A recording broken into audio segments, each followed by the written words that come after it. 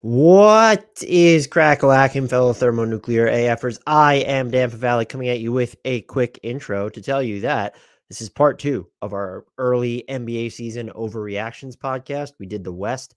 That went up on Friday. This is the East. It's going up on Monday. As a note, it was recorded after the first 2 days of NBA action. The predictions were still big picture, so it's not like we're necessarily getting into a ton of game stuff, and none of the predictions have changed. We also cap it off by getting to your hot or not submissions. That was a lot of fun at the end of it, so be sure to check this all out. Before we get started, the usual reminder, I'll blow through it. If you're new here, please subscribe. YouTube, Spotify, Apple. If you're already subscribed, 2 things we ask you to do across all 3 of those platforms, or 2 of the 3 if you're only using Apple, but subscribe on YouTube and one of the podcasts, listening players, what have you, whatever you want to call them. And if you've done those things, please, ratings and reviews help us out a ton on Spotify and Apple. And then if you've done that as well, recommend us, share our videos, retweet our promotions when we're putting them out on Twitter. But the word of mouth recommendations can go a long way. And if you found this podcast because you happen to stumble upon us through social media, TikTok or YouTube Shorts or something, let us know. That's always good to hear. Or if someone recommended us to you, that we'd always love to hear those stories as well. And then follow us on all the socials. The links to those are in the podcast and YouTube descriptions. They might also be on your screen. Join our Discord so that you could submit things like hot or not or mailbag questions when we'll fire that back up again. And that is actually it. So Grant and I, we're going to get right into it. And just as a reminder, these are meant to be on the bolder side, not unreasonable, totally implausible, but we're making predictions that you think have maybe a 50-50 chance of happening at most. So it was a lot of fun. Go check out the West episode as well.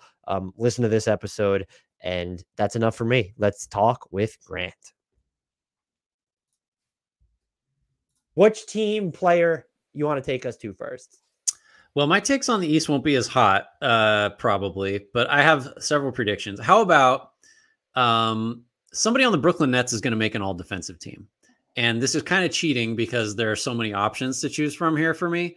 But I just think between Bridges, Claxton, Finney Smith and Royce O'Neal are probably just not going to be notable enough to get those honors. But Ben Simmons might be a sneaky one because he's done it more than once before. So I just think, I guess the overarching thing is like, there's a scenario where Brooklyn's defense is just nasty, like all the time. And someone's going to get rewarded for that. And I think Claxton and Bridges both kind of have the profile and the broader recognition to sneak onto one of these all defensive teams. If Brooklyn's defense overall winds up being as good as I think potentially it could be.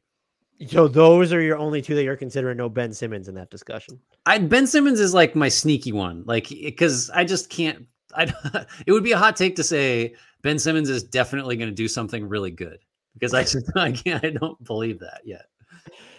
And also Jacques Vaughn sort of telegraphing how he's going to spread the minutes around. I don't know if you saw that he said no one's probably going to log 30 minutes consistently because of the way that they want to play. Mm-hmm. I'm assuming he meant everyone except Mikal Bridges, who played 35 plus in the first game. But I think I'm wondering if that's not hot enough. You should have went 2 Brooklyn Nets because Mikal and Nick Claxton could, but I guess because Mikal's shoulders such a heavy offensive load, there's a boldness there because his defense did sort of drop off a little bit after the trade. All right. Yeah. I'll try to be, you know what? I will tweak all these to try to be more unhinged if possible. Well, so I have a Nets one too. We'll stick with the Nets here. Cam Thomas will average 25 plus points per 36 minutes. Now, before you say that's an overreaction, consider that Cam Thomas averaged 22.9 points per 36 minutes last year. Now, before you say this isn't spicy enough, consider that the small sample size of fewer than 1,000 minutes favored him. And consider that the only players since 2000 who have averaged 25 plus points per 36 minutes before their age 23 season are Luka Doncic, Trae Young, Devin Booker, Kevin Durant, Carmelo Anthony, Ja Morant, Jason Tatum, Zion Williamson, Brandon Ingram, Donovan Mitchell, D'Lo, Kristaps, LeBron, Amari Stoudemire, and Kobe Bryant. So the list is fairly extensive, but consider the type of names on that list. Yeah. But he's just going to come in and get up shots. And he did it, he's not going to shoot 7 of 12 on 2s outside of the restricted area forever, but he's going to get a shot. I think it's would he be the most random player on that list for you? Or is it like, oh, I could kind of see D'Lo or Amari being that guy? No, once you got to D'Lo, I was kind of like, well, then Cam Thomas will definitely do it. Like if D'Lo and Amari were hyped up at that age in a way that Cam Thomas is not. I think Cam Thomas is just like, he's so clearly just built to score, like mentally fit. Like all he wants to do is get buckets. And I mean, the efficiency might not be there like it was in Brooklyn's first game, but like, I mean, if I'm going to be critical, I think if he got 20, what do you say, 22.9 per 36 last year? I don't see a reason he can't get to 25. I think that's a sufficiently bold prediction / overreaction. I like that one a lot. That was a nice little brisk pace for us. Yeah, not bad. Are we trying to be alphabetical? I guess not, since we didn't start with Atlanta. I promise I had this take before the Chicago Bulls had the earliest players only meeting in the history of professional sports. You don't get to downplay that. I saw fans were downplaying that. Vucevic. No, it was game one, buddy. Tell people, did you see the quote basically? Like Billy. So for people that don't know, the Bulls got blown out in their season opener by the Thunder, and Billy Donovan, head coach, goes into the locker room, and the way the reporting phrased it was like, the players seem to say something like, "Can you give us a minute?" And he's like, "Cool, I'm out." He just slowly does the Homer Simpson backs into the hedge meme, basically. And there was a players only meeting after game one, and I've seen different, reports. Maybe you can enlighten me on the subject of it, but it seemed to be like there's not enough passing. We don't have a pure point guard. Like guys are, it's just whatever it is. If you're having a players only meeting after your season opener, like anyway. So my overreaction is that DeMar DeRozan and Zach LaVine and Nikola Vucevic will be traded this season. The whole thing. The Bulls are going to trade all three of their, best / most expensive veterans. Where are they trading Vooch? The deal's in like Memphis. Hey, maybe. I don't hate it. Yeah. Now you'd have to wait until what, December 15th, or is it January 15th on that? For him, it should be December. Okay. So, well, that coincides with, I'm just going to throw this, we'll have the discussion. Yeah. I predicted they were going to blow it up by Christmas. Yeah. And that's bold in the sense that the Bulls just don't do that. They think that they're habitually addicted to the bottom of the middle. Right. Apparently. Well, it's sort of like, I guess since the Wizards finally did it, the Bulls are now the team we've complained about the longest for not doing a hard reset, because this core is just like a 500 core if everything goes well, and that's about it. So it is it is bold to say they're going to finally do the thing that they should have done but have not done for what seems like forever. So yeah, I think that December 15th deadline looms as they got to, once they get past that. I mean, you could move LaVine today or DeRozan today, but I think he might be one of the most underrated. I combine most and underrated. I don't know what happened there.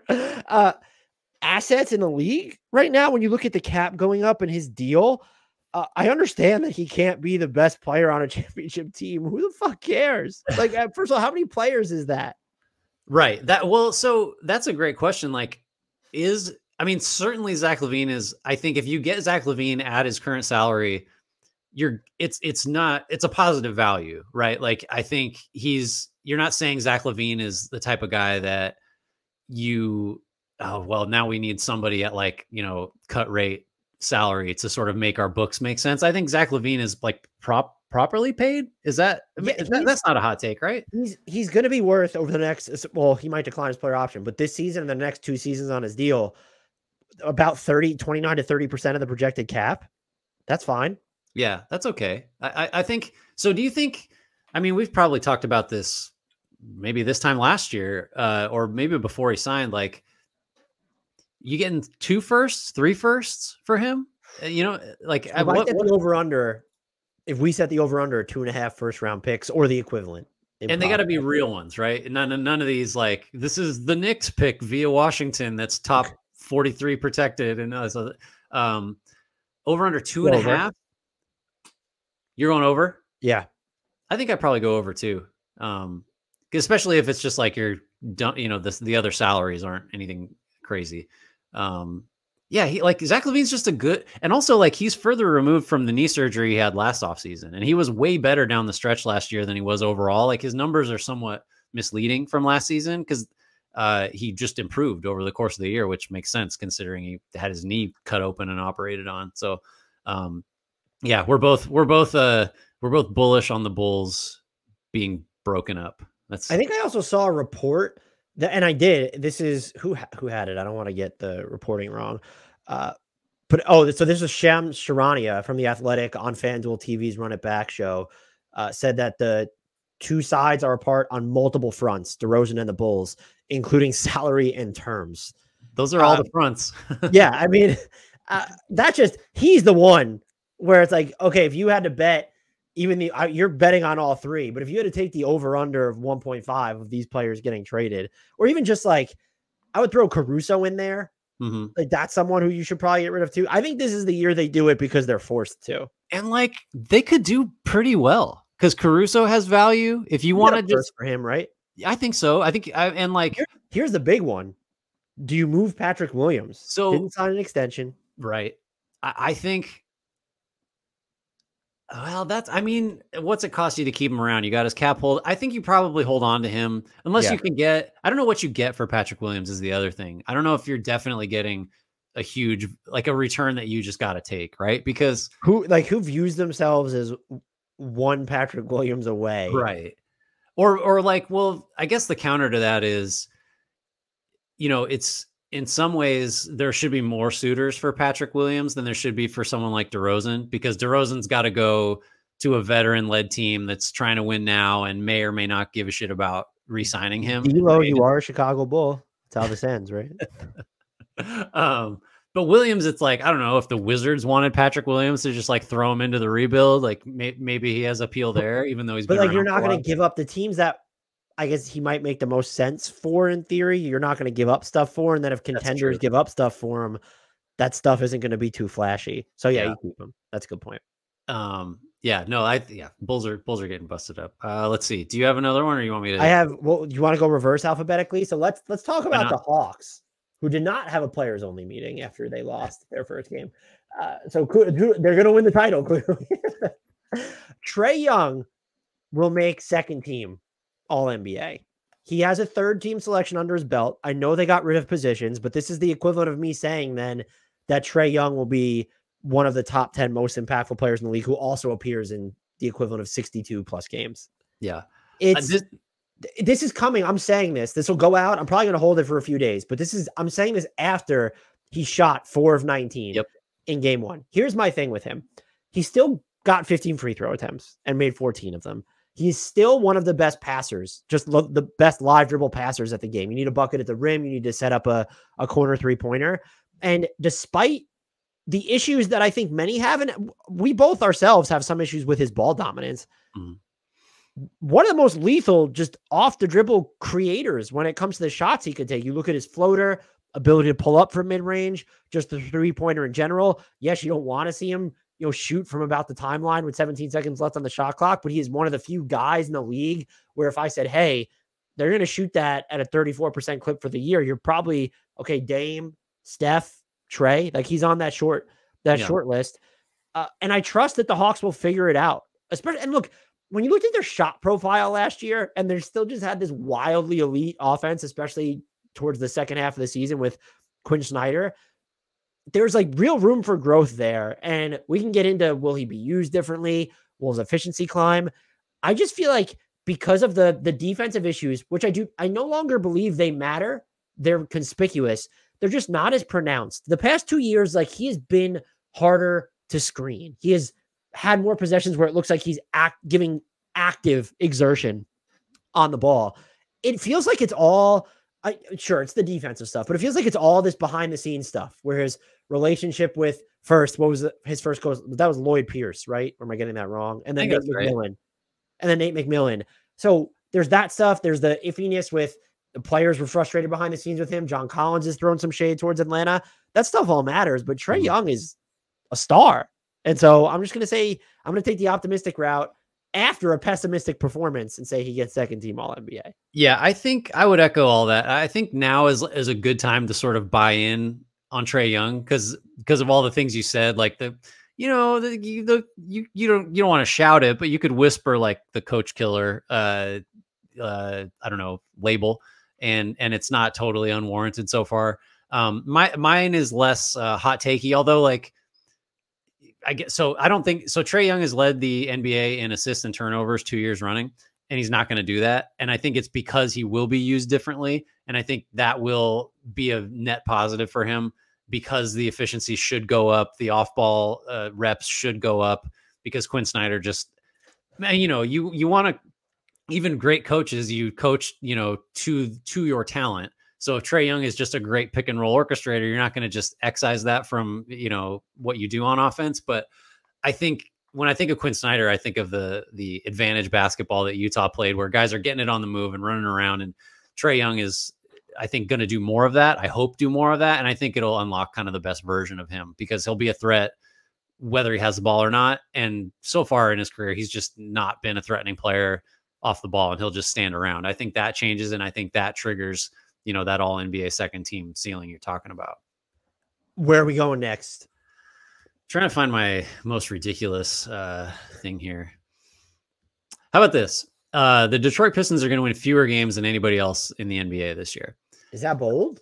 Well, I mean, their over-under is not the lowest. And the Washington Wizards exist and gave up 143 points to the Pacers on opening night. And figure to lose a lot of games in which they gave up 140. I think the Pacers offense is good and fun, but like I think that's more Washington than anything else. So for the Pistons to finish with the worst record, they got, it's the usual suspects like San Antonio, even though they have Wemby and we've said a trillion great things about him, should be bad. Portland should be bad. The Wizards are definitely going to be bad. Houston, we don't know. Who else is in Utah? Utah's probably a slight cut above that. Charlotte, although they won on opening night. I think thought that we're just saying, they're 1-0. They might be. Yeah. I mean, at this point, if we're talking about the fewest wins in the league, being 1-0 like actually matters because that could be, like 5% of your season total. The more I look at the Pistons and see that they are basically going to have an inexperienced / like semi-experienced but unproductive guard in like on the floor all the time. And they got all these bigs that are still really young and or like James Wiseman did not play in their first game at all. Like the number 2 pick just DNP. Sorry, you can't. Monty Williams' job on the line now. He's going to be the highest paid coach of all time that well, that's the thing is he's not going anywhere with that contract. I just think the recipe for being really bad depends a lot on playing inexperienced guards. And between like Ivy, Killian Hayes, Asar Thompson, Cunningham is a different breed. Like Cunningham is good. He had 30, like he's just going to be good, but you're always going to have someone out there with him that is as liable to, do damage as they are to be helpful. So I think the Pistons have a floor that is like terrifyingly low, which is bad because they're like, 2 years into this rebuild now? Like this is the year 3 of it. And they're looking rough. Their over-under is 28.5, by the way. That's bad. That is not the worst in the league. So I guess I'm overreacting to how bad they look by saying they'll have the worst record. So I was thinking more along the lines of Jaden Ivey won't be on this team next season type deal. Tell me more. They're bringing him off that's not even my prediction, but just they're bringing him off the bench. He plays 17 minutes on opening night. It's so early. They telegraphed this is how they're going to use him during the preseason, but my God, that's weird, right? I mean, what does it say? I understand staggering, but it's not even about him not starting. It's the 17 minutes. Yeah. That's in a game that like there were fourth quarter minutes that mattered. You know what I mean? My actual prediction for the Pistons, though, and I shouldn't say necessarily that, so I went back and watched every Cade Cunningham offensive possession from that game. So I'm at the point where I'm going to predict that Cade Cunningham averages 25 points, 8 assists at least, while shooting 35% or better from 3. Ooh. Now, I feel like if I have to set up why this is bold or an overreaction, it's because Cade Cunningham is still super young. His 3-point shot has been rickety. And there's only one player who has ever hit that line before their age 23 season. It's Luka Doncic. We can get to the concern. So the volume is going to be there. And that's why I'm comfortable with the points and the assists. It's clear based off how he was used that they're not going to sub out, Cade Cunningham leading transition, taking balls off handoffs, running with ball screens in the half court. They're not subbing that out for more Jaden Ivey or Asar Thompson or more Killian Hayes. And I know Monte Morris is dealing with a quad strain right now. That's encouraging. The shot with Cade, it's always looked aesthetic enough to where you believe, okay, like it could come around. And I'm not saying he's going to shoot 4 of 9 every single night from 3, 35+% or league average, however you want to frame it. Mm-hmm. So 36, I think it gets there in part. He still looks comfortable just kind of casually dribbling into those pull-ups in the half court. It's just, he seems a lot quicker off the catch. And so this is someone who is shooting sub 33% on spot up threes for his career. That number is going up, way up.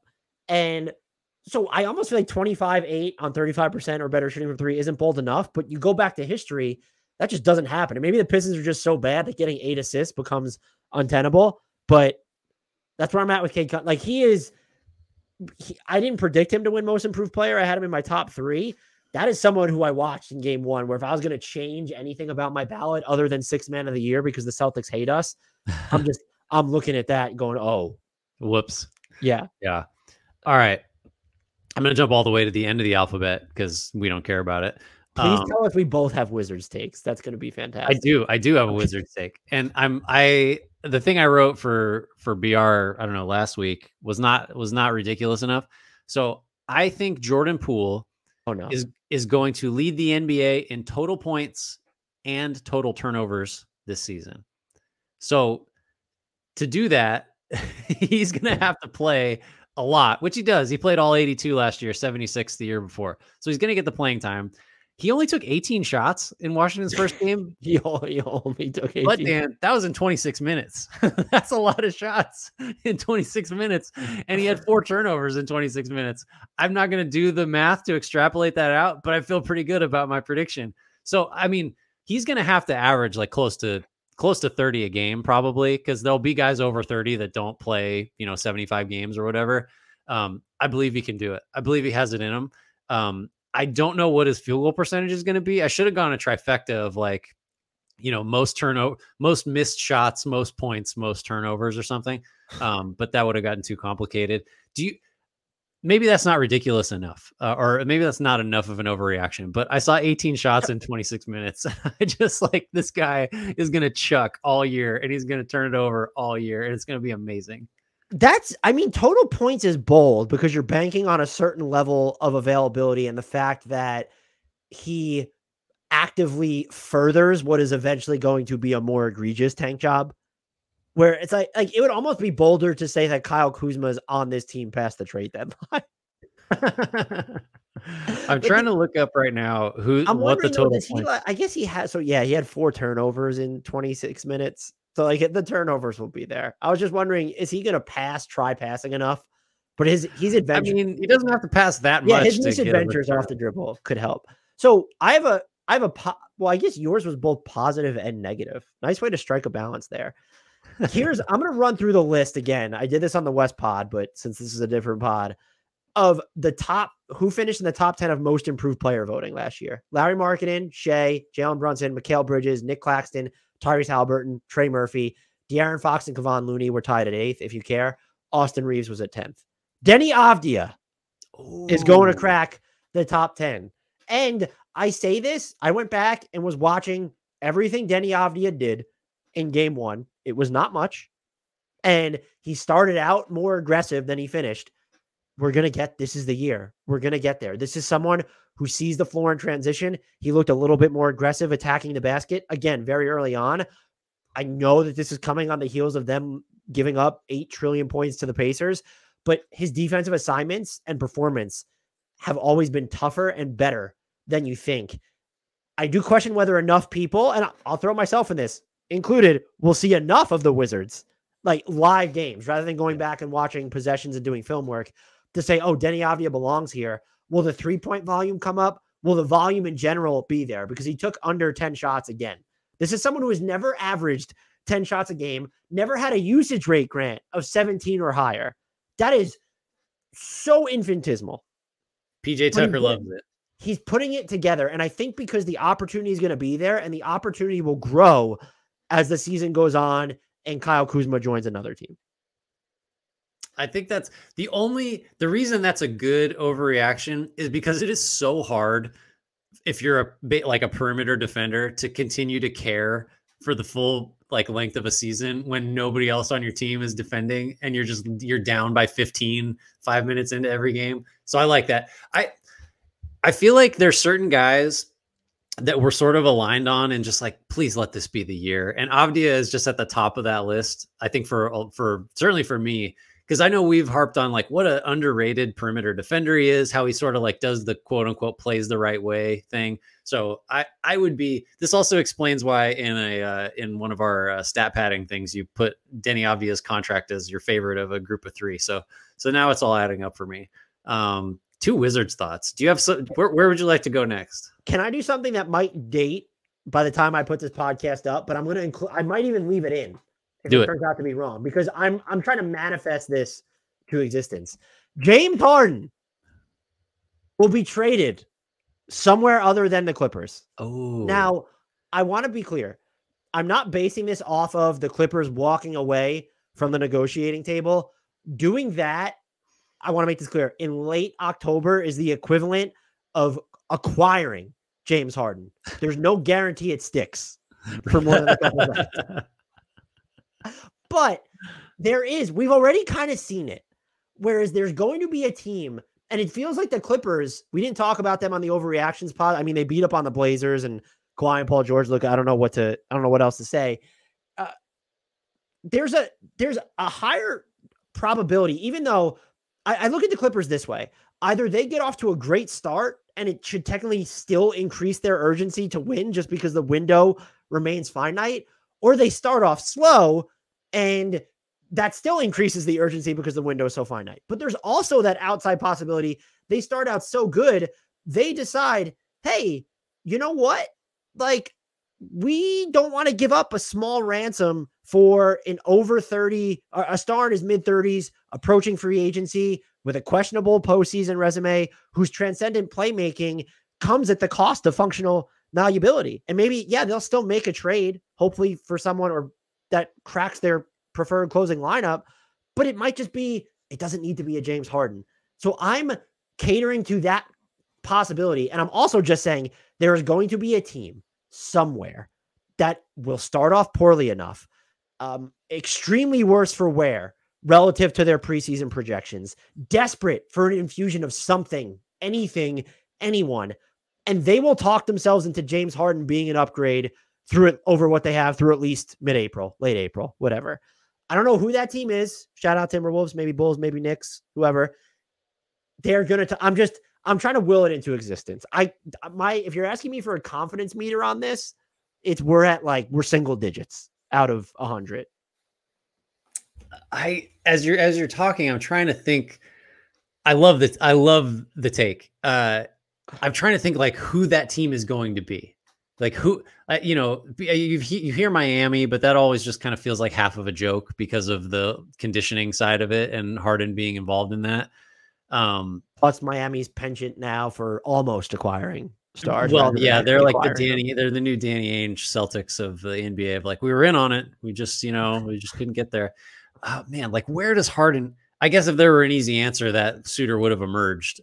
But yeah, I think it'll take some level of desperation and some amount of passage of time, and then you will get more. Because if the Clippers were going to do this, they would have done it, right? By this point, couldn't you see what's more? So what's more? I think we know what's more likely. If they start to play poorly or there's an injury, that's going to increase their urgency to get a Harden deal done more than if they're playing well, right? Yeah, I think that's right. Because if they're playing well, the Clippers sort of have validation of, oh no, these two guys plus role players will work as long as we're healthy and we're playing well. And then we don't need to introduce this massive variable to the equation. I think that's right. And yeah, so, and it's also just, if you're the Clippers, what you're willing to offer probably diminishes a little bit with each passing game, because now you're getting Harden for fewer guaranteed games. Whereas if your best offer in theory should have been on the table when you knew you could have theoretically had him for all 82. And now it's just, okay, a share of this season is being eaten into with each passing game. Is their offer going to get worse? And so is there just another team who's more desperate that maybe they're still not giving up a crap ton, and maybe it has to be like a 19-team trade scenario, but they're going to give you more than the Clippers are willing to give up at this point. And that's just sort of, I don't know how much I believe this, but I love randomness. So I'm going to curry to that. All right. I have like, I don't know how much, there is to chew on here, but I have an Orlando Magic take. Are you prepared for it? Could you please? I'm asking. Don't get them angry. Don't get the fans angry. I have nothing to lose, Dan. I got nothing to lose with Orlando. And like, this will be another hybrid positive. So it's that's what they want to hear. I think at the end of this season, you will not find many people. I don't know how to frame this. Like, I think it will be broadly accepted that Franz Wagner is the better prospect than Paolo Banchero. Too hot? Not hot enough? I don't think I think it strikes the right balance, but I wouldn't call it a hybrid positive. I feel like that would make some people angry because maybe not. No, let's go at it from this way. I don't think it means like Banchero is going to, shoot 38% from the field and just not matter. I think he will get a lot better. I think he's going to be a very good player, and his ceiling remains like stupid high. I think Wagner, though, like just cut last year, 18-6, 3.5 assists, 4.1 rebounds, shot 36.1% from three, 48.5% from the field, his age 21 season, and then goes and plays in FIBA. I know like it's easy to, all the Anthony Edwards stuff in FIBA is like, oh, he's arrived. And then it's like, well, it's nice. But I think that FIBA stuff does matter sometimes, especially when it's a guy that like his role for Germany is different than it is for the Magic, right? Like in Germany, he has to stretch and do more stuff. And as an international player, like he was awesome. And I just think that suggests to me that Wagner is somebody that, well, like one of his main strengths is his ability to make open shots, to defend, to attack the basket, to pat. Like he's versatile. That's like a big plus for him. I think there's just more of everything that he can do. And I think what he did in FIBA and sort of like just the natural progression of his game, starting out as a rookie, already being able to do way more than he was billed as. Like he was supposed to be like, well, I think he's going to make open threes coming out of college, but I'm not sure what else. And immediately that was debunked. I think he has such a complete game and is so capable of being like just higher in the pecking order on all fronts, as a scorer, as a distributor, as a defender, that will end this season and look at him as someone that is just like, remember when Gordon Hayward was like at his absolute peak, with you, like coming off those Utah seasons, whereas like this guy's game just has no holes. Like he understands how to use his frame. He's quick. He's strong. He scores at all three levels. I think that might even undersell what I think Franz could do, but I see him surpassing Banchero in terms of like, oh, this is our guy. Yeah, that is pretty bold, just because even if Banchero regresses this season for some reason, and which I don't think will happen, to be clear.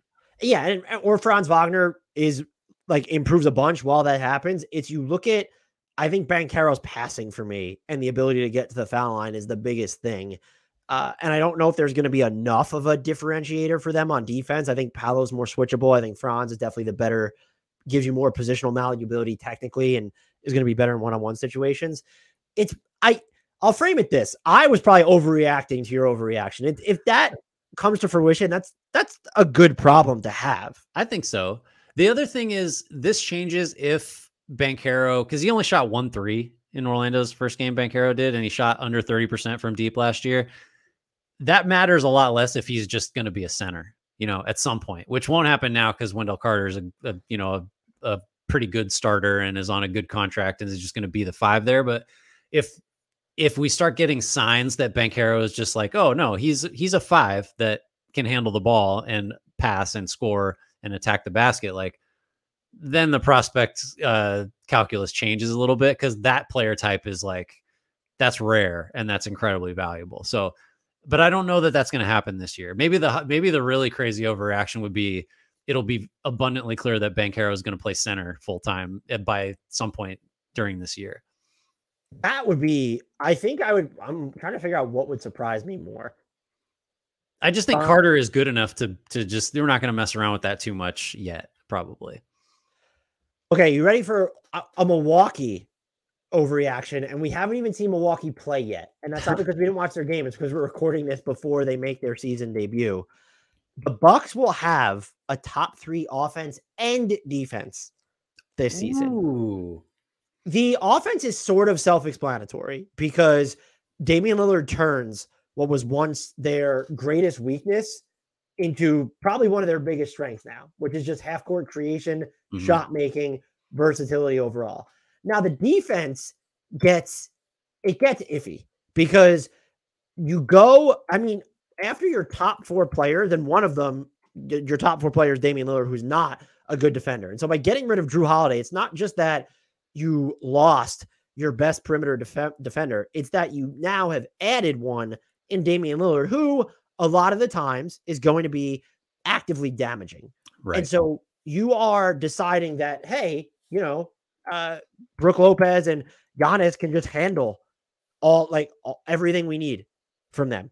And I think that's a reasonable bet to make. Yep. I look at this team and I'm kind of, okay, we need Pat Connaughton and Malik Beasley and Jay Crowder to have really good seasons, probably, for them to crack the top 3 of defense. But when you can stagger Brook Lopez and Giannis and just still kind of have the same base defensive approach, like, it can work. And last year specifically, like, their defense, when Brook and Giannis were on the floor without Drew Holiday, still rated in the 97th percentile.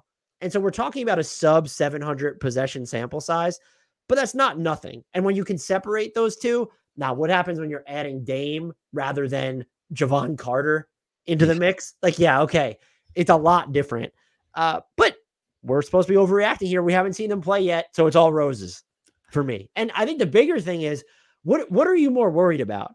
The talent being able to float a top 3 defense, or getting enough availability from, let's say, Middleton, Lopez, and Giannis for that top 3 defense to exist? Yeah, I think it's the latter, because my first thought was, like, Middleton's got to do some heavy lifting, like, as a wing defender on this team, and that makes me a little uncomfortable.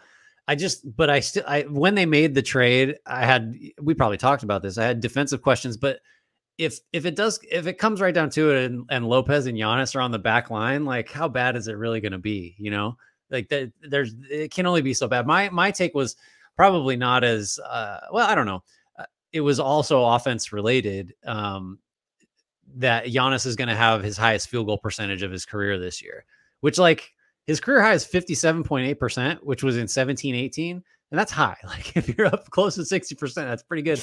I just think having Dame there, in my mind, should just eliminate, like, Giannis's 4 worst shots per game. Just, he doesn't have to take those anymore. And you're from there, you're just, he's going to bump up whatever 5%, and that's going to get right to it. But I like your take. I think I'm trying to think what I'm more concerned about, the top 3 offense or defense, because the late game stuff is solved with Dame, but I wonder over the course of 48 minutes, like, how I don't know. That's a good take, because there are ways for it to go very wrong on both sides for you. Right. Their half-court offense, when Middleton came back the second time last year, was borderline statistically elite. Yeah. And so now you're just throwing Dame in there. And maybe or could I be overestimating the upgrade of going from regular season Drew Holiday to regular season Damian Lillard? I don't think I am offensively, but it's like Drew Holiday makes jumpers in the regular season. That's what he does. No, I think I kind of like that one. I'm trying to see if I have any other ones I must get out into the world. If you have one, hit me. But well, I have a couple, and I think they're mostly quick. We both predicted Evan Mobley to win Defensive Player of the Year. We did. I think I'm going to stick with this, even though I said Cade Cunningham made me rethink everything. Wait a minute. Franz Wagner you said most improved or Defensive Player of the Year? Cade Cunningham's not winning Defensive Player of the Year. No. It's a preamble, Grant. Okay. All right. Sorry. Apologies. Cade Cunningham, Devin Vassell, Franz Wagner were all players that made me kind of wonder if I should go this route. Evan Mobley's going to win Defensive Player of the Year and Most Improved Player. I love it. It comes down, I think, to two things. We know what he is on defense, but can he be that on defense while also playing minutes at center when Jared Allen is one injured like he is right now or just off the court? I think he's there. There's a lot of stuff going on with that first Cavs game, which is the only game we've seen of the Cavs. A sample size we have to work off for this. That's going to be the caveat as we wrap up this podcast. But just it's going to come down to, can he be the center? And I think he can. I think that there is a little bit more of a physicality to his game. The bigger thing, he might be in more foul trouble during those minutes. He's got to figure that out. The other thing is just, is he branch out enough on offense? Because no one's going to look at his defense and say, oh, hey, he did so good as the center. Like, he's defensively, he's the most improved player. I think he'll get there on offense. We saw in the first game sort of flickers of it. His decision-making and confidence levels feel like they have increased. And it also seems like he's just quicker, working from the face up, working in the post. What he's doing looks less like an anomaly and looks more fluid, like he's been doing it and it's second nature and is at home doing it. It wasn't in high enough volume. It didn't look great in the third quarter, but I think he can and will get there. The bigger question for me is there the runway for it to happen on an iteration of a Cavs team that has Donovan Mitchell and Darius Garland to shoulder so much of the offensive burden? Is Evan Mobley our number one guy on the list I was talking about of let this be, just do it. Get there. Let this be the year. Because OG Anunoby had it for me for a long time. And De'Aaron Fox was that guy and then wasn't, and then now is again and has already arrived. And he's going to be like top 7 in MVP voting. I think we're not talking about the West, but Mobley, I think, is the one we just please get there, right? He's got to be our number one. We need to come up with a label for this category of player. Is that a rush to urgency though? He's in year 3. That's the thing. It's more ridiculous for us to feel that way about him than even like Avdia, because for Mobley to become what we keep hoping for him to be, it's going to take till he's like 25 or 26. And like, what we hope he is so high. It's so much more than we expect from like all these other guys we're rooting for. We'll Discord, somebody on Discord, figure out what we call that category of player. I don't have a Cavs one because I was just going to say Mobley's going to win Defensive Player of the Year, which feels like an overreaction now because Wembanyama exists. But I have a Heat one. You want to hear my Heat one? Please. All right. So historically, just they figure out how to defend because they have a militaristic approach to training, and they always try hard. And Eric Spoelstra just deploys the Heat in ways that make defense good. They were 7th on defense last year. They were 25th on offense. I think those numbers could flip this season, which is wild because they still have Bam Adebayo. They still have Jimmy Butler. This is based on the theory of you're going to play a lot of minutes with Duncan Robinson and Tyler Hero on the floor together. And that's going to make your offense a lot better than 25th, which is like, just looking at that from last year, it's so hard to fathom how this offense was so terrible. It's also going to make your defense a lot worse than 7th. So okay. I think there's a really good chance Miami fields a top 10 offense this year and is close to the bottom 10 defensively, because I'm also pricing in, I think Butler's going to miss some time. That just is a given. And I think Lowry is now just someone that, like, what do we do with Kyle Lowry at this point? Like it happened, like it's the aging curve is what it is.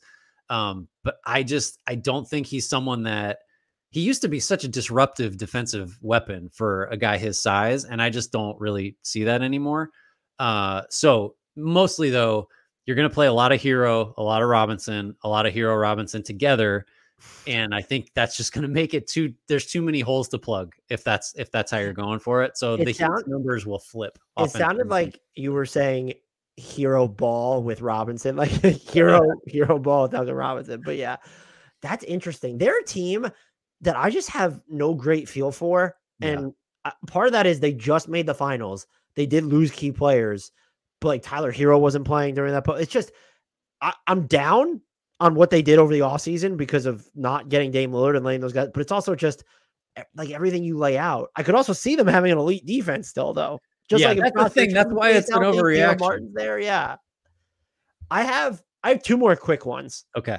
My margin for error here is not very wide because I already predicted 2 of my top 3 MVP finishers, which one of them already went against what I said in the preseason. I had Devin Booker in the top 5. I put him 3rd. Said it in the top 3. Oh no, I said it in the top 5 and he won't be 4th or 5th. So, and I have Jokic winning it, as do you. Yeah. Jason Tatum will be in the top 3 of MVP voting. Is that not spicy enough?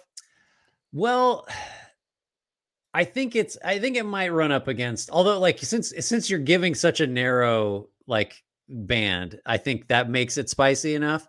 But like he's going to be on a team that wins a ton of games and he'll be the best player on that team. So I'm not sure. It's just really good players tend to cannibalize importance. And he's playing with Drew Holiday, Kristaps, who's apparently peak Rudy Gobert and the best version of Karl Anthony Towns possible all at once. And look, we know he had a good season in Washington. I did not think the fit was going to be as squeaky clean in Boston, kind of knocking him down a peg or 2 in the offensive hierarchy. He looks super comfortable. And I know it was the Knicks, and I don't think their bigs are set up well to defend him, but the Knicks were craven. They were terrified of Kristaps. They didn't know what to do with him in that game. And this is, before I throw to you, this is all to say, so you have him, you have Jaylen Brown still, and Drew Holiday. So to kind of separate yourself enough, which I think will happen, he is one of the most complete scorers in the game now. That is the Jason Tatum stuff, concerns about that ship has sailed years ago at this point. Maybe some of the turnovers you get worried about. It comes down to the playmaking. I think he's shown that he can get there, make more complicated reads. I think he needs to get better at getting rid of the ball when he's kind of working slower on some of the angles in the half court, or just he can get a little bit tunnel vision-y on his drives. Separating yourself just from that group to say, hey, you deserve to win MVP, but best player on the best team is certainly okay. That's a case that might write itself for him, except here's the problem. And this is why it's bold. Nikola Jokic and the Nuggets exist. So best player on the best team is already sewn up. Sorry. That's true. That is a strong point. I don't disagree with that. I'm trying to think like, I mean, we could just talk about Porzingis if we're going to overreact to stuff, because like he just looked unbelievable. I wonder if part of what could make your Tatum MVP prediction, more like kind of out on a limb than it might seem, is that Boston's still really thin.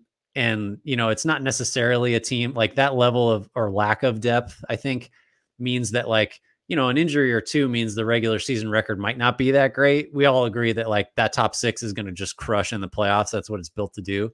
But maybe if they are not at the top of the conference, which I think they will be, but that's not a given, then Tatum has to be really great statistically, which is possible, which is definitely like on the table for sure. But the risk of Boston's depth being an issue, I think kind of helps your case as an overreaction or a bold prediction. And they're clearly just trying stuff. I know some of this had to do with what the Knicks do on the offensive glass, but like they were playing Kristaps and Luke Cornett together at one point. So like they're clearly fun. they're searching. My final one on the East before we get to the listener stuff, unless do you have any others? Oh, no, go ahead. It's not necessarily because I believe in this team, but I'm just convinced that this is the route it's going to go. The Toronto Raptors are going to make another win now trade. Everyone's waiting for the Raptors to trade some of their good players to their favorite team. The Raptors are going to go the other way.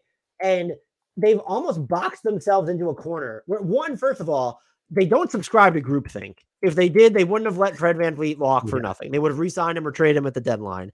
But like you're at a point now where it's like you almost can't roll this back. You have Siakam, Trent, and OG Anunoby are all headed to free agency. So you've passed the peak of their trade values. For sure. You're going to settle for less. And you re-signed Jakob Poeltl, who, by the way, you gave up a top 6 projected first-round pick for that conveys to San Antonio this year. You are, by extension, and like it's either it can go both ways too. Maybe Scotty Barnes looks great, and that's okay. Like we can do something now, or he doesn't look that great, and you got to account for that somehow. So maybe they still end up moving one of the guys that everybody wants, but it'll be part of a win now trade. And this is all, depending on whether you ask Masai Ujiri, they loosely flirted with Dame. If you ask Bobby Webster, they basically had Dame. Like there was no party line there. It seems like. I'm just convinced everyone's expecting Toronto to do one thing. And I'm not saying they're the new Bulls, but they're kind of the opposite. They're just doing the unexpected. And so I don't know if they're going to be good enough to do this. And this is something that'll probably play out closer to February. They will make a win now trade. I'm not saying it'll be a big win now trade, but they will make a win now trade. They almost have to. That's you just I mean? Boiled down my 1 minute ramble. Yeah. They almost have to, and it's not like they won't be doing it from a position of strength. I don't think that's that. I think that's right. My take on them was that they will pick a direction, which is the boldest thing you could possibly say about Toronto because they just won't or have not for a couple of years, and we've harped on them for it. But yeah, like. If you got these 3 guys hitting free agency and you've got tanking isn't really a great strategy for you this year, and you just watch Van Vliet walk away and you did not move Gary Trent or Van Vliet last year when this exact situation was looming, like you might as well. I don't know what that looks like though. If you make a win now trade, like what are the pieces? I guess, maybe if you trade Barnes, that's pretty win now. But imagine the situation they'd be in if they moved Barnes and they got all these free agents and you took on like veteran money or something. Like, holy I'm trying to think of what player would need to become available. They didn't trade him for Kevin Durant. So I'm just kind of like, and OG Anunoby is, you need 6 first-round picks to get Anunoby. So that's a tough one too. Are you ready to get into hot or not? Yes, but I always do this wrong. So if my answer is that is a hot take, I'm saying I disagree with that. That's too ridiculous. And if it's not a hot take, I just want to be clear because I feel like whenever I answer these, I'm like doing the opposite. So the idea is basically you would bet if you're saying hot, because these are, first of all, they're submitted by our listeners, our Discord members. Again, get in Discord. We try and run some stuff where everyone's involved. And also we just appreciate when people ensure that we're not the only ones like coming up with we want to do what people who are listening to this podcast actually want to hear about. And it seems like our Discord members enjoy this. So they're giving us hot or not hot takes that they believe are hot. And if we say hot, we're betting against it happening. And if we're saying not, we're not saying it's a formality, but it's more likely than not or more plausible than implausible. Got it. Okay. So I've been approaching this correctly. I've just been in my own head about it. So if I say that's a hot take, like, oh man, I don't know about that one. Okay. I'm ready. So this one it was a YouTube submission from Snoozer. Both the Pelicans and Wolves will finish in the top 3 of the conference, and no team from Texas will make the playoffs. Oh, that's a hot one. That's a hot take. I was like ready to call it hot just on the first part of the Pelicans and Wolves in the top 3. Although I think Minnesota has a chance to be a really good regular season team. The Pelicans, I don't know about that. I like the Texas bit though. Very hot. I didn't watch the Timberwolves first game. They had their fans very concerned. They did. And we did it again after admitting we were so relentless. We were just high on the Timberwolves again. And double down. Great hot take. Okay. So I would say that's hot as well. Yeah. Trey, Real Stroker Murphy from Discord. This is only a hot take because everyone is way too high on them, but the Oklahoma City Thunder will miss the postseason. Ooh, I mean, that's on the board. I'm going to say that's not a hot take because I think I said OKC would win 44 and you had them at 42. The West is a total quagmire. There's like 15, I shouldn't say 15. There's 27 teams in the West that could all finish between, 3 and 12 or whatever. So that's not that hot. I think the Thunder could both be very good and interesting and exciting and also miss the playoffs. I think here, I would say not. If you frame it this way, the Thunder will not be in the top 10 of the West. is that still hot? Because who are the teams, and this isn't just about the Thunder, that you would be willing to bet are going to be in the bottom 5? I still think it'll be the Spurs. Yeah. Even if Wemby's not in foul trouble every game. Portland, Houston is there. I'm out on Houston. That's over. Utah. I like Jalen Green, though. Utah's in the bottom 5, right? Yeah. And then it's... Yeah. I don't know. I think that's hot, though, to say they wouldn't be a top 10 team in the conference. Maybe. I mean, Jalen Williams is on the Thunder. So, they're going to win 61 games just because of him. So, unless all the other teams win more than that, that's tough. Yeah, that's a good one. That's a thinker. We have 2 from Cosmic Raccoon. This one kind of steps on the toes of... well, actually, no, it doesn't. It goes the opposite route. Oh, no, it went the same route as you did. Hot or not, with Morant out, Tyus gone, Adams and Clark out, we'll finally reach a breaking point for what Taylor Jenkins can overcome, and the Grizz will get off to a very slow start. Yeah, I think that's not hot. Just, I think it's going to be an offensive issue because Adams really matters and Morant obviously matters offensively. I mean, yeah, I could see a slow start. But really, I think the defense is going to be fine. But I think the lack of scoring is going to put a slow start in, very much in the realm of possibility. And then it's sudden. I don't know. Would you view that as a referendum on Taylor Jenkins, though? I guess that's not really what the question's saying, but no, just saying that he won't be able to kind of magic his way out of this. I think that's not a hot take. I think that's right. I would say not hot. This one is a little bit more interesting. Okay. Hot or not, with how Kidd is dealing with the lineups, the Mavs are going to get off to a slow start, and Kidd is going to be fired before Christmas. Ooh, well. You were just that girl reacting to the drink meme. You're like, ooh. Well, I got to do the Alonzo Mourning one next. I don't think that's not hot, because if you ask me to pick 5 coaches, the top 5 most likely to be fired, Kidd's just always going to be on that list. So I don't think that's quite hot enough for me. Is that too hot? I'm going to say hot. It's not, to me, it's not incomprehensible that they'll get off to a slow start. But what makes it hot for me is 2 things. What were you expecting from this team as the front office? If they're going to be the offense to me would have to be a train wreck for them to not meet expectations. Everyone thought the defense was going to be bad. Everyone kind of recognizes that, no, they're not in the upper echelon of the West. And so unless they're they have a worse record than the Rockets or something, what are they missing there? And so the other thing that I think would bode well for Kidd is the fact that he tried Derek Lively so immediately. Yeah. That's got to count in his favor. I don't think he's a great coach by any stretch, but some of the stuff he's trying, maybe, hey, look, we already talked about play 4 bigs with Luka. He'll try it. Let's do it. Don't you think, though, that I know we're trying to be quick here, but don't you think that a coach gets fired because he fails to meet the organization's expectations, which aren't always rational, and the Mavericks are by definition not rational because they traded for Kyrie Irving.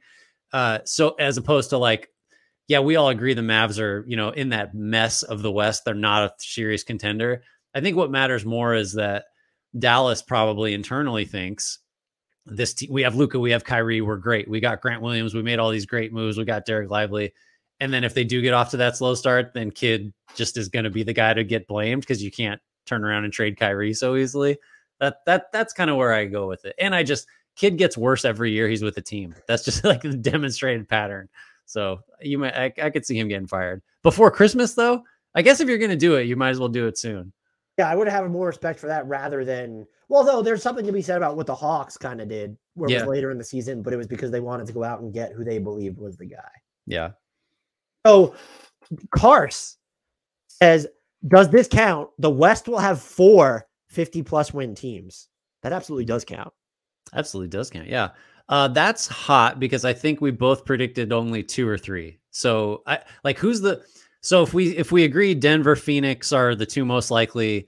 Well, yeah. Who knows? But if that's the consensus based on the over-unders, so you got to get 2 of the Warriors, Lakers, Wolves, and then you're dipping into the Pelicans, Mavs, Grizzlies tier. Do you know what the problem is? And I know you would, I'll throw the Warriors in here for your benefit. That there are so many teams that if things break right, I could envision winning 50-plus games. Because if you told me the Pelicans and the Timberwolves did it because their guys stayed healthy, sure. Yeah. Denver, we already mentioned Phoenix for sure. The Clippers, they're in that conversation. Is that a little too early on the Thunder? The Kings are certainly in that conversation. I throw the Grizzlies out of there now. That's over. But the Warriors as well. So it's because there are so many teams with 50+ win ceilings, it works against there being that many 50+ win teams. And therefore, I see what you're saying. Well, so is that a hot take or not? What did you say? I think it's a hot take just because I don't think the wins will be available. I see. They're gonna all spread them out too much. Yeah, I think I agree with that. And part of the reason that this is a hot take is because of this one from Killhouse. KD, hot or not, KD, Beal, and Booker play fewer than 35 games together during the regular season. That is, well, let's see. This is I'm going to say that's not a hot take because that should just be the expectation based on how few games Durant has played over the last several years, and Beal has not been an Iron Man. But I forget what the context was. You asked me if I picked Durant as the most likely guy to play over 65 games in podcast time, like 20 minutes ago, among a bunch of injury prone guys. So I am arguing with myself, but I don't think that's a hot take. I think that's pretty close to the expectation. Yes. And as Killhouse followed up, they sent the tweet of like, we've already seen Beal miss Suns first 2 games. That's one down. Maximum is 81 now. No, it's 2. No, we already know they're out. 80. Yeah. This one from Rubik's Gal. Hot or not, Brandin Podziemski is going to steal Clay's spot in the starting lineup. If I made you privy to some Santa Clara text threads I'm on, that's not a hot take. but that is way too hot. Pods did not play in the opener because Corey Joseph is a game manager and Steve Kerr likes veterans. So I'm not seeing a huge role for Pods this year. Yeah, that's hot. Lannis _T. The Memphis Grizzlies will finish top 4 in the West. So they're going in the opposite direction of what we've had already. That's a hot one. That's a scorcher. Yeah. That is a scorcher. Probably submitted before the Adams injury, I suspect. Rubik's Gal. No. That was I sent this out the day before we recorded. So this is, regular season already started. So hot.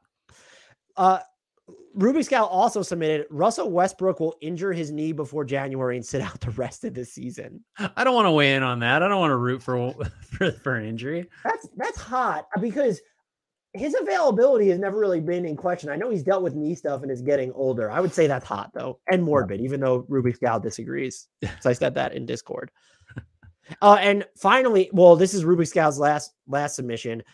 Cade Cunningham will win most improved player, hot or not.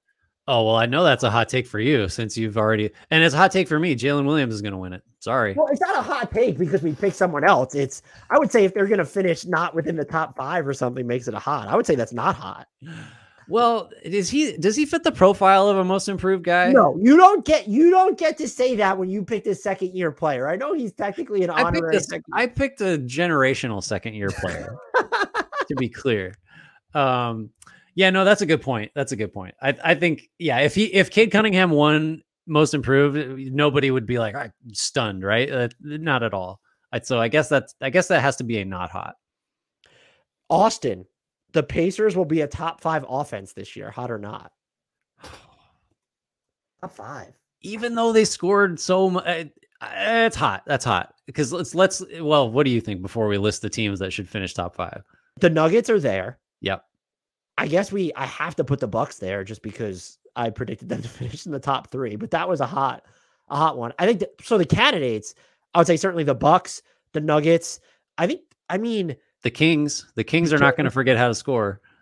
Yeah. And I'm wondering, does a full strength Clippers team get there? Or Dallas? A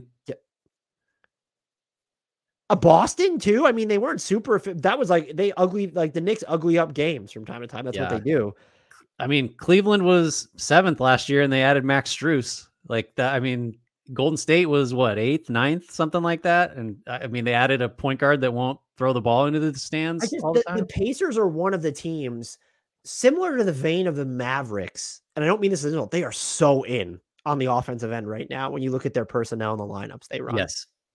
Yeah. They were 21st last year though. The Pacers, I guess full season of Halliburton.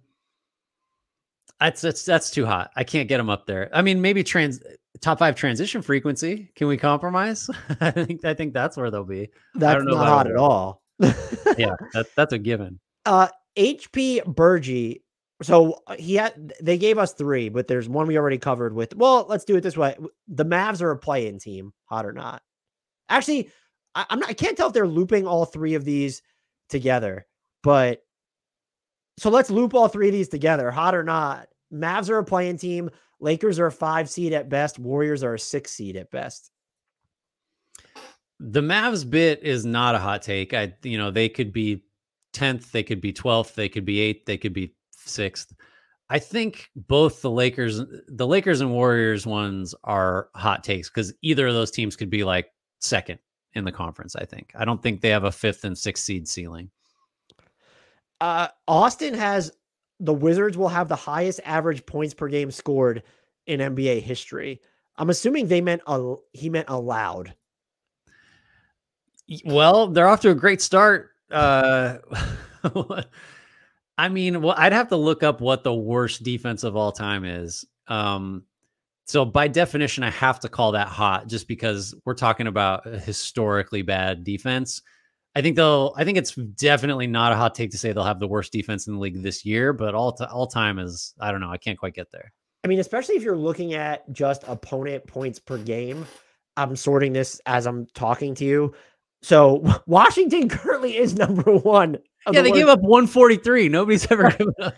Do you know? So there are 2 teams in NBA history. The 19. Wow. Oh no, that was also 2. All right. So many are 2023, 2024.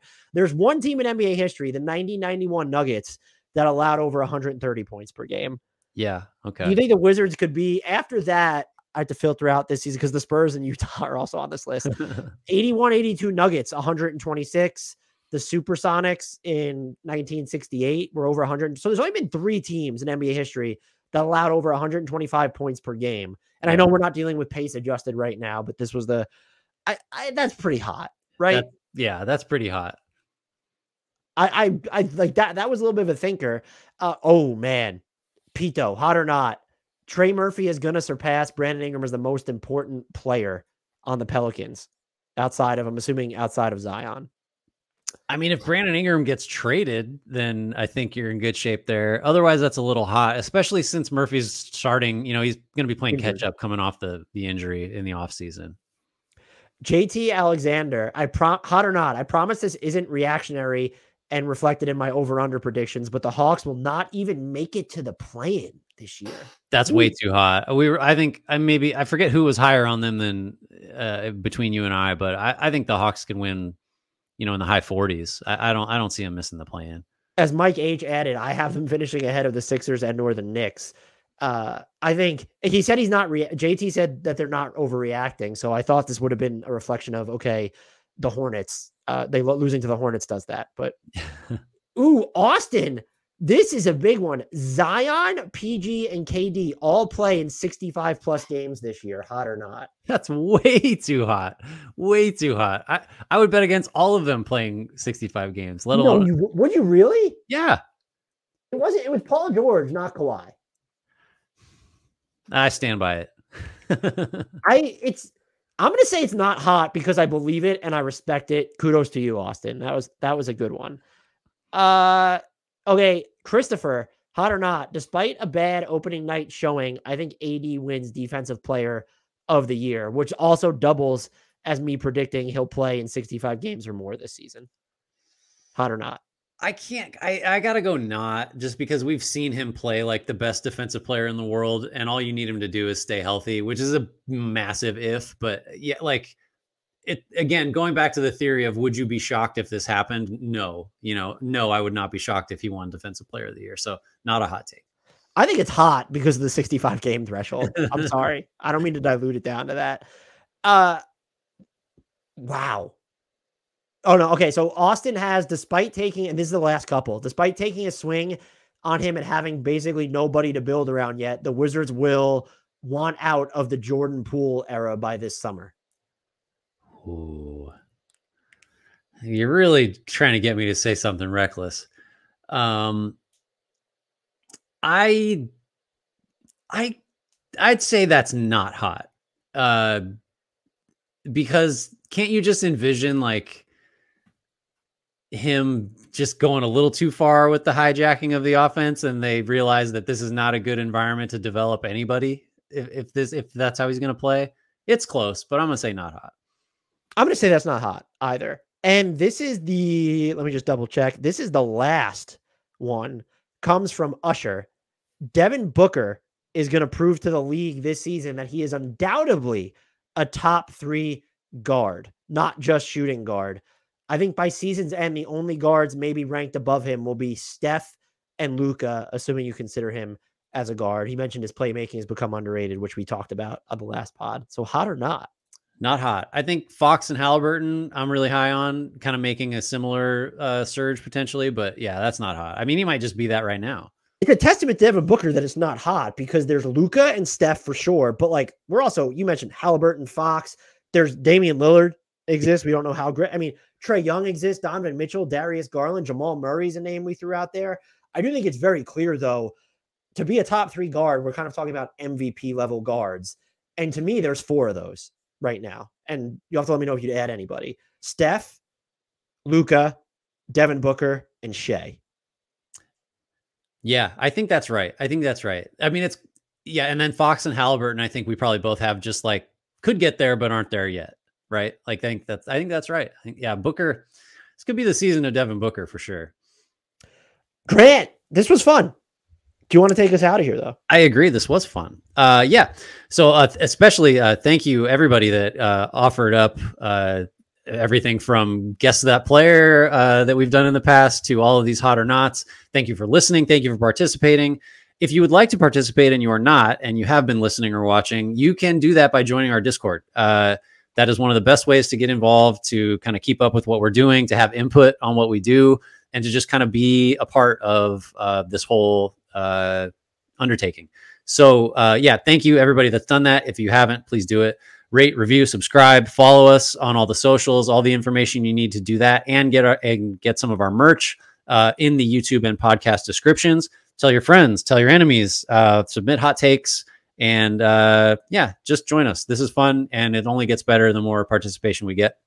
And we will close this podcast, as we do all of the others, with a shout out to Frank Ntilikina and an apology to Jared Allen.